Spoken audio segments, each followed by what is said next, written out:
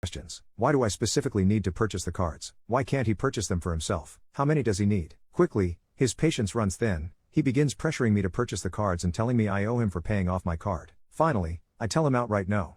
That I'm uncomfortable and that he had promised I would never have to pay any fees or give him any money.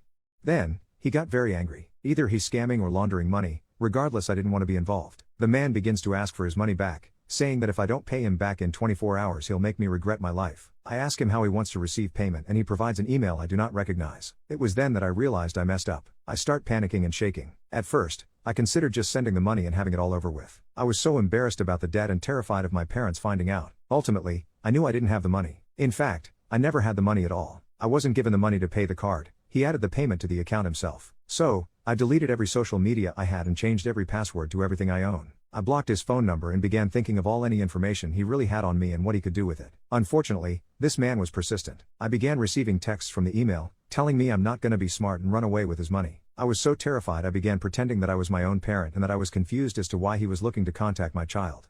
For some reason, he bought this. We interact briefly and he tells me that I need to talk to my child and get him his money in 24 hours or he'll be opening an FBI case.